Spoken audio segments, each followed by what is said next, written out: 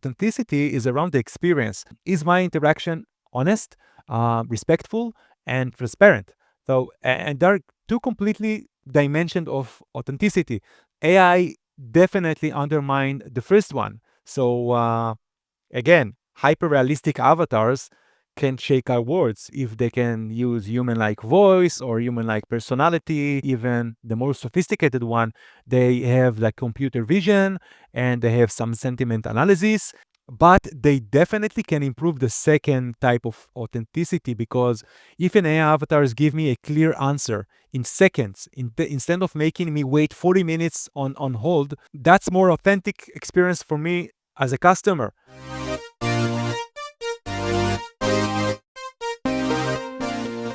Hi, and welcome to Same Old Convo. I'm Michal Lasman, your host and a global marketing leader. Today we have with us Tomer Zuker, ex-VP marketing in tech companies such as Microsoft and IBM, and now founder of Pave Your Way. Tomer, welcome back to the show. It's great to have you here. It's great to be here for the second time. So thank you so much for inviting me. It's always exciting and looking forward for our talk today. Yeah. So before we'll dive into today's topic, which is AI and avatars, I would love to hear a bit. What have you been keeping you busy lately since the last time that we spoke? Yeah. So it has been have been a few weeks, very intense few weeks, even more than that.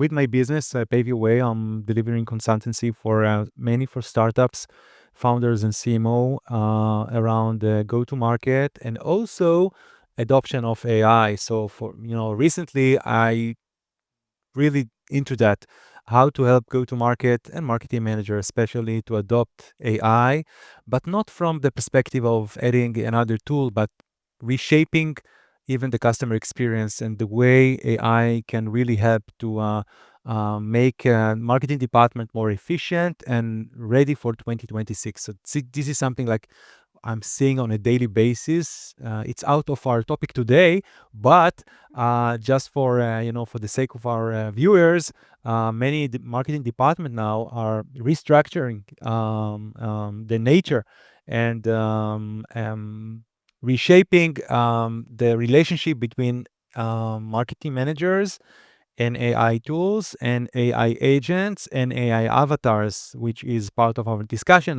today. Sorry. So let's interlock all the topics.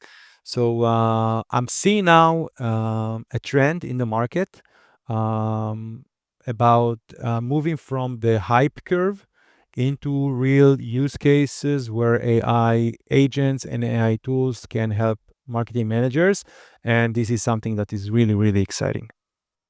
Yeah, I think that now we're actually really understanding the impact of this evolution, right? So it's not just the individual adoption. It's much more the organizational level. And I've also started, like to see different use cases of how to implement AI in the organization. And I think that what you're doing currently is extremely interesting and also extremely innovative.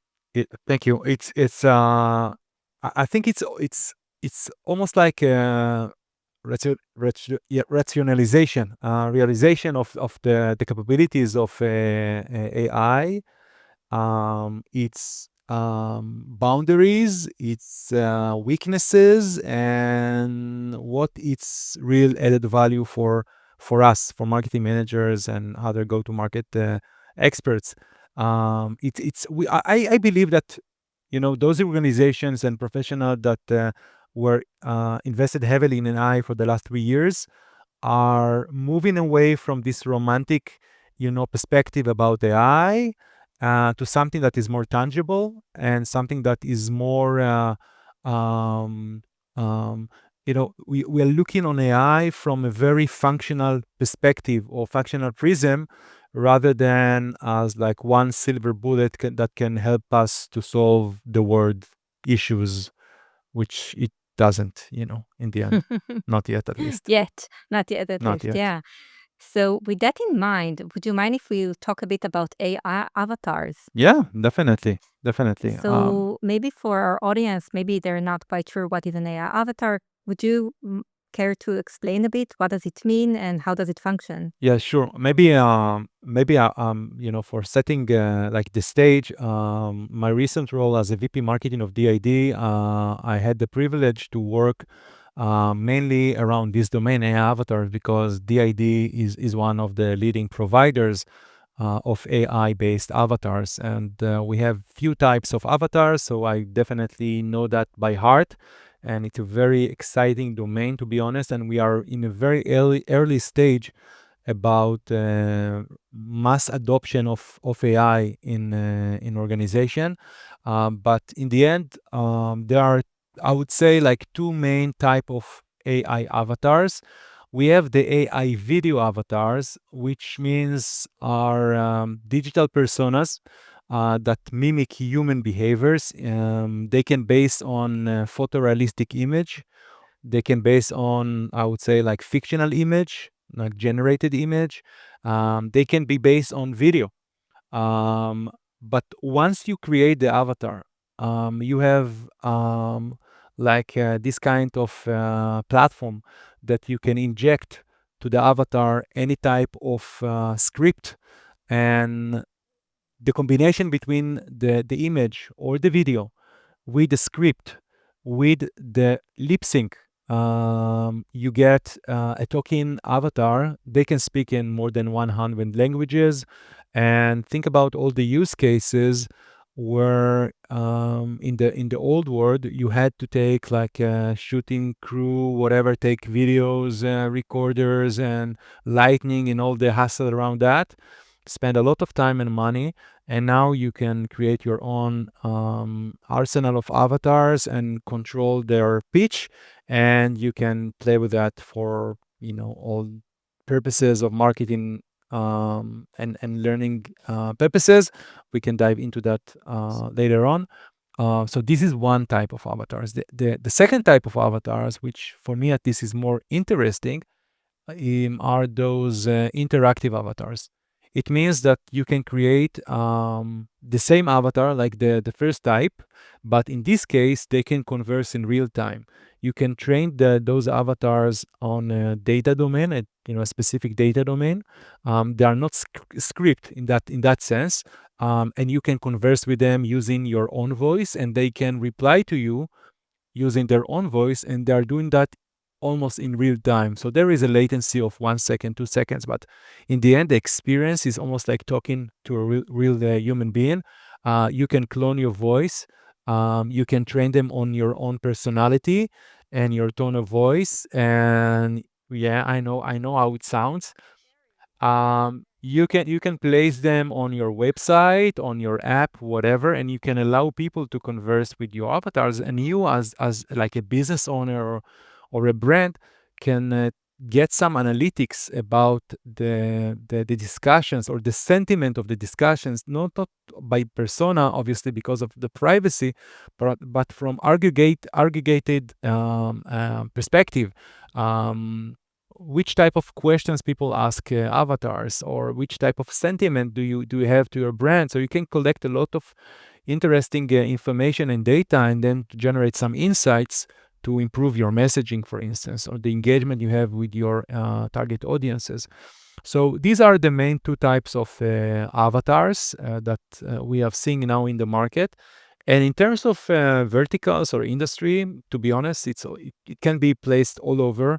Think about retail, like a personal shopper that can, help you picking the right item in the webs on the commerce website, or Yeah. healthcare, someone that can converse with you, maybe to even like give you some like first aid and consultancy, and obviously education and customer support, and I can go on and on and on. It's I think it's only limited to the human imagination, to be honest, and the technology constraints, but it's mainly for the human imagination what you can do with that.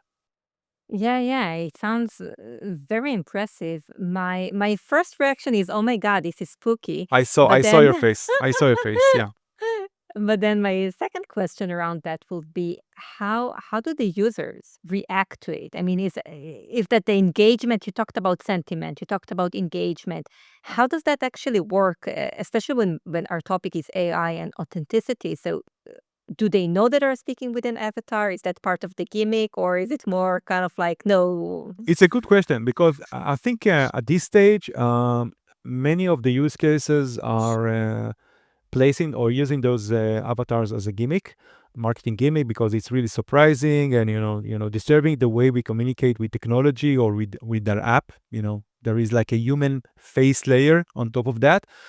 But Mhm. I think also a matter of maturity of the market. So we will see more and more like hardcore use cases where there is a meaning for human-like face in the dialogue of with the users. We can expand on that. But I think to be honest, if I'm zooming out, it's a new form of communication between us human being and with brands. Because currently most of the communication are one directional communication. So you have the brand, you have the website, you have the social media account, handler, whatever, and then you have the big brand that communicate with its audience. And now you almost like have a new option to create a dialogue. And it's not like a script dialogue. It's AI based dialogue. It's like machine learning yeah, technology that can learn the sentiment and the vibe and the taxonomy of the user and adjust the conversation to that. And again, under the constraints of the voice of the brand or the brand book on whatever you can trim that, but it's a new form of communication between us users and brands or through technology. So when you speak with an avatar and if they looks like artificial, I think it's fine because it's a very open game, I would say. You'd speak with the artificial creature. I think the Mhm. confusion can come if this avatar looks like a real person and you don't disclose that. Okay, so you can it's a different experience, right? And you don't want to go to this direction. I think this is one of the main I would say like hard strong recommendation from my end is once you use AI, just disclose that so people will not be scared, as you mentioned, or even feel that someone is trying to trick them or to Yeah. manipulate them, because at this stage most of the technologies of avatars, you will identify that they are synthetic, figures in most cases, not all of them. But with the progress of technology, and we are there to be honest, it's really up to the type of technology. It will be even impossible to identify if it's a real person in front of you or it's an AI avatar. And it's going to be more and more challenging. So I think we need to create this kind, it's a big word, okay, but AI avatar manifesto or AI manifesto, something that is almost like a worldwide standard, how to use AI in a most responsible way. And because this type of technology, the AI avatars, it's much more advanced than generated images or even generated video, because again, you can clone your voice, you can train them on your personality, on your biography, on your whatever you want, and they can converse with you in real time. It's much more sophisticated, and with this type of sophistication, you need to even set to yourself some constraints or boundaries or manifesto, as I mentioned, so everybody will feel confidence to use Yeah. the technology. Yeah, yeah. It sounds as if there should be placed a lot of rules and regulations. I'm not quite sure how much governments are, working on that at the moment. It doesn't feel like it. But yes, I 100% agree with you. One thing that I did want to mention is that and you haven't talked about that, but AI influencers. right? And especially in Instagram, this whole kind of like experience. I recently found out about an account. It's called AI Tana. It's about a girl. I think I'm not quite sure if she's from Portugal or Brazil, but she's a fitness marketing influencer. Yeah, as if she's a person, and the funny thing, yeah, she has already 375K followers, so that's quite a lot, and also engagement, and she's traveling, quote unquote. I mean, she's having lunch and she's fresh. She's going to the beach, and I'm kind of like, on the one hand, I'm an observer because I wanted also to see how I'll react to it because you can see that it's not a real human. Of course, as you said, it's not really there. But on the other hand, I was thinking to myself, okay, she's a fitness influencer. I mean, we can never meet that type of expectation, you know? So it's kind of like also when we talk about authenticity, I mean, that is far from being authentic. So this whole world of influencer or the creator economy will also shift because that could easily be a guy who created AI Tana and he's controlling quote unquote her life. So yeah, happy to hear your thoughts about that audacity.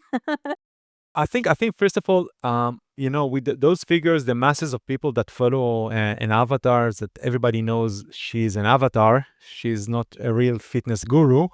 I think it's almost like reflecting what we discussed a few minutes ago, that people get used to new type of relationship. So they know it's artificial figure, but still they feel this kind of um, a level of confidence to follow her. And I think this kind of it means that we can form bonds between non-human figures and humans. It's almost like science fiction, but it's like a true evidence. It happens. Yep. So I think one of the reasons for that is that if I don't mistake, she posts on a regular basis. So Yeah. Yeah. it's a She's very very active. it's not like a gimmick. It's a very consistent way of communication. Her aesthetic is very coherent, and the Hmm. storytelling is very clear. So I think it's almost like creating this sense of familiarity between her and her follower. Her it's very amusing, her and her followers, and it's almost like a joke, but she's always there. She doesn't go to sleep, right? She's available 24/7. So it's very interesting to see this type of relationship between us human beings and AI avatars. Now, the story with AI avatars as influencers have started many years ago. I think almost like a decade ago. They were Yeah. based not on AI, on CGI. It's like the former, graphical technology. They were not smart. They were not intelligence. But it's almost like even funny to see the evolution not of human beings but of avatars, right? And True. now think how avatars will look like 5 years from now. I have my own, projection, but think about what we have went through the last 10 years, and now you have influencers that running millions of dollars on a daily, on a annual basis, whatever, and create a lot of, like a significant business to their operators or to the brand. So I think it's a very good example, and it's a growing trend. I had a few months ago a very interesting discussion with the leading model, and she wanted to create the avatars of herself that can speak in multiple languages because she wanted to reach out to her fans and followers across the globe using their own local language. Think about the impact on the engagement rate from a marketing perspective. So now Yeah. you have a lot of other possibilities. On the other hand, what will say the real human beings, the real models, the real presenters, the real influencers, that an AI avatar steal their job, you know? So it's more complicated than we see in the first sight.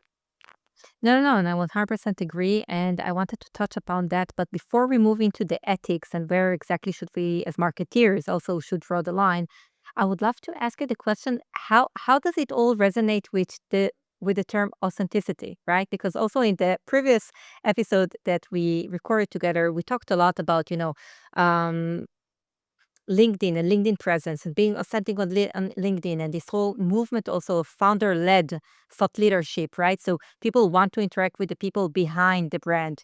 They want to see that we are human. So it's almost as if, yeah, it's a contradiction of two trends that are emerging. Let's try to solve that. By the way, there is like mixed impacts because, and again, maybe I'm running too fast with that, but there is a growing demand for the concept of marketing, founder-led marketing, because of the lack of True. authenticity, because of the mass content that is being generated by AI, and now we are like moving back to more like the real human voices. But going back to the authenticity question, I think we can look on two different type of authenticity. We can talk about the source of the authenticity, which is this a real human being or AI avatar? So about the persona. And the second authenticity is around the experience. Is my interaction honest, respectful, and transparent? So, and there are two completely dimensions of authenticity. So, AI definitely undermine the first one. So, again, hyper-realistic avatars can shake our words if they can use human-like voice or human-like personality.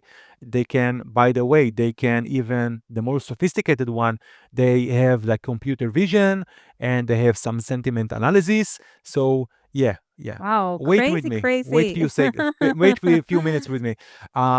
But they definitely can improve the second type of authenticity because if an AI avatars give me a clear answer in seconds, instead of making me wait 40 minutes on hold, that's more authentic experience for me as a customer. So again, I think said the winning formula is be transparent about the source. Is this like a real human being or not? And deliver truly valuable experience. That I think in that way the customer gets the best of two worlds. So we can mix with that. So I will get a super authentic experience as a user, and still I will talk with an avatar. So the challenge is to find those sweet spots when I prefer to speak with a real human being and when I can compromise and speak with an AI. When I'm getting like a real value from human being and when I would prefer to speak with a machine. Okay, so it's almost like a matrix and you need to find the right combination. And from a business point of view, that this is like the challenge and this is like the opportunity, because once you find those niche use cases where people prefer to speak with an avatar, or they're not really care if they speak with an AI avatar or a human being, but still AI avatar can bring them real value, this is your niche. Hmm. Yeah. Yeah. Thank you very much for clarifying that because I was thinking to myself now, during our conversation, that if I'm speaking with an AI, like I'm fine with it, I just want to acknowledge that. As you said, I don't want anyone to fool me to think that, oh, this is actually a real person behind the screen, but they're not. So Definitely. I think the key word here is trust. You want to trust. It's always, again, we as human being always, it's like it's something that is wired within us during the evolution. We just, it's like a fight or flight scenario. Can I trust this person? Can I trust this brand?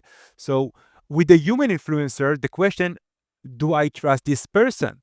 And with an avatar, a virtual one, the question is quite different. Is like, do I trust the brand behind the avatar? Okay, exactly. Yeah. and you can fool someone only once. And Yeah. I think the upside is like full, using avatar. The upside is full brand control over the message, something that can be hard with human influencers. And we have many examples in the market when human presenters and influencers did some wrong things and how it impact the brand.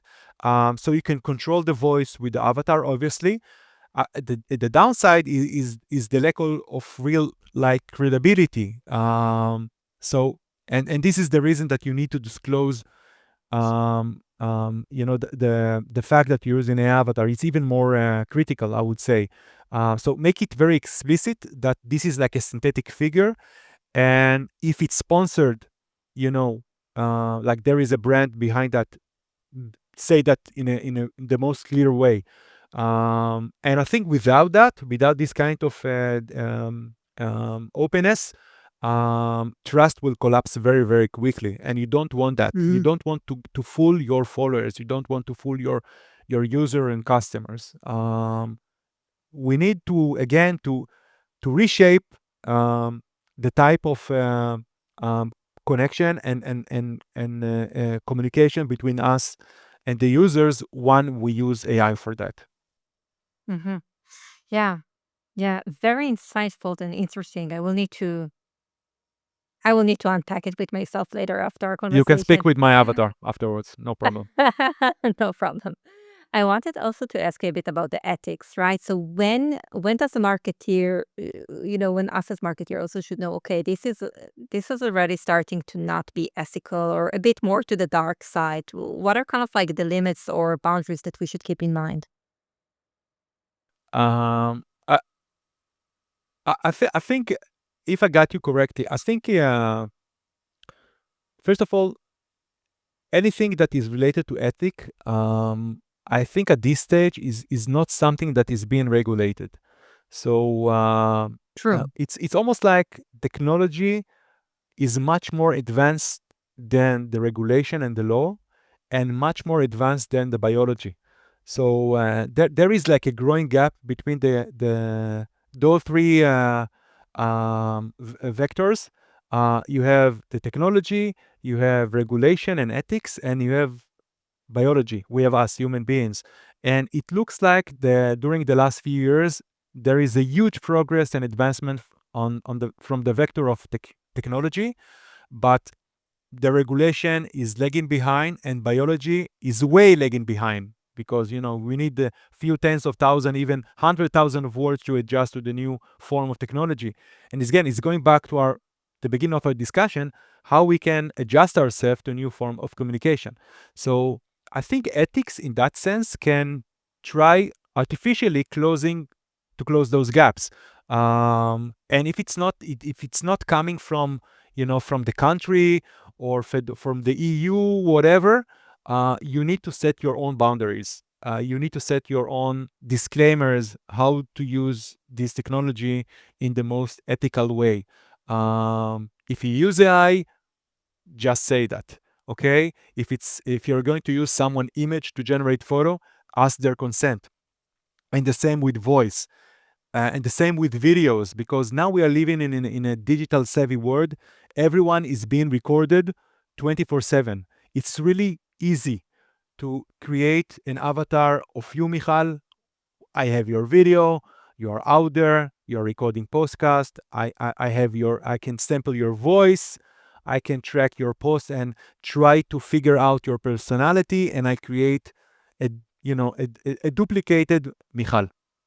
How fun is it, right? I have to be honest and say that that is where things get scary if you ask me. I mean, so It can be yeah, I scary, mean, it's kind of scary and the technology is there. You are the true. Yeah. technology is there. The question is, who control the wheel? Who control the wheel? This is like the big question, and you want good guys to control the wheel and not the bad guys. 100% Um, agree. yeah, yeah. I think in the end, I think it's like a combination. When I'm trying to think about those use cases when I prefer to use a avatar. I think it's or human being. I think we need to create this kind of calculation between the risk, the emotion layer, and also like the story. So think about the combination of those three in a very sensitive um, industries or use cases. Think about healthcare, think about finance, think about highly regulated data. I, I I wouldn't choose avatar for that. Okay, I would use human. Anything that is related to emotions, I think it's tricky because we know that one of the most common use cases using ChatGPT and other tools are not are the emotional Yeah. discussions. It's like Okay, a therapist or a coach, and there are exactly, already, by the way, tools to create your own, AI digital twin as a coach, for example, for exactly, people who exactly. coach So people. Yeah. it's a growing domain. So I think True. in high sensitive scenarios and crises, whatever, I think people still will prefer to use to speak with a real human being. But in those urgent, first aid use cases, hey, I need to consult with you about my friend. I need to consult with you about this colleague, whatever, um, or depression or whatever. I need an immediate answer, and they know our history. They are being trained. They can help us. So I think it's like a tricky scenario, and if um, and the third dimension is about the story. So if the story relies on lived experience of a founder, you mentioned founder-led marketing. So think about if the story is relied on the live experience of the founder journey or a customer case study, whatever, something that is more need more a higher layer of authenticity. I think I would use human. But if it's more like service oriented, like FAQs or demo and onboarding, I think synthetic media can do that perfectly because they are scalable. That's really, in terms of time to market and cost, it's really to use them. And again, I think about the mix and match. When to use real human beings, when to use AI avatars, like with the face and emotions and whatever, and when we can use AI agents, like faceless agent, because there are some use cases when I don't really happy to see other, people faces. Maybe it's only me. But in some use cases, I prefer like a textual message or, Yeah. whatever. Like I'm thinking about a taxi service or Volt or, like, where is my delivery? Okay, I don't need to see. Yeah, I just need. There is no real added value of having someone's face. It's even like damage the experience. So it like add another layer of complexity of us as marketing managers, how to create the engagement system between us, the brand, and our user and customers. Now we have more tools to play with. We have real people, we have avatars, we have agents, we have voice agents. We can play with that and find the right optimization in terms of the experience, but also with the cost. So one of the things that we are doing when we are deploying AI agents and AI tools in organization is to create this kind of discovery workshop when you can identify those use cases where there is a real added value for using AI or AI agents versus old school automation or human beings or anything of manual work. Now, it's important because in some cases, you don't need this type of technology. And in other use cases, the technology is too expensive for you. So you have like a cheaper alternative that are good enough. So again, think about the optimization of those all of those type of technologies and how you can create a framework that is like a hybrid framework, AI plus human beings. Mm, yeah, yeah, I like that. I think that it really makes sense, and that way you also, I think that there is something cool with brands that are already very innovative and trying to create cool things and things that are irregular, right? So also to cut the noise, but then I like also the balance with keeping things authentic, and as you said, also with when should you use a human, when should you not, and keeping the balance in the right way. Yeah, and I Yeah. think going back just to close the loop regarding the ethical line, um, my recommendation for brands is like um, fake experiences never happened, whatever. Don't, create this kind of fake because, again, it's really, you have only one shot to fool someone else. And the consent about the voice and the image and the video is super, super important because it's more approachable. It's really easy to take someone photo, whatever. and try to be transparent with the use. I think people respect that, and people are really okay of using AI and speak with AI avatars once they know it's an AI avatars. So it's part, and 100% it's agree. part of. I think it's also, from the brand perspective, it's part of your values as a brand. So if you are preaching for authenticity and be honest, whatever, you cannot fool someone else, right? Okay. 100% agree. Yeah. Yeah. So it ties back also to the first episode that we recorded together about the how to create also personal branding and how to create brand values. Yeah. Tomer, I had the pleasure having you again. Time flies when you're having Wow. fun. So I will say thank you very much for this very interesting topic. And yeah. Next time you should speak with my avatar. Seriously around that. You do have an avatar? I do have an avatar. I'm not using that all the time, but I created an avatar of myself, and I'm trying to find the right scenarios when he can really help me. But I'm testing the technology all the time. Really fun. Interesting. Send the link over. I would love to see it. If you hear a knock on your door, don't open. Thank you very much, Tomer. Thank you so much. Thanks for tuning into this episode of CMO Convo. For more content like this, check the recommended videos on your screen now. If you enjoyed this episode, please give us a thumbs up, subscribe to our channel, and hit the notification bell so you never miss a thing.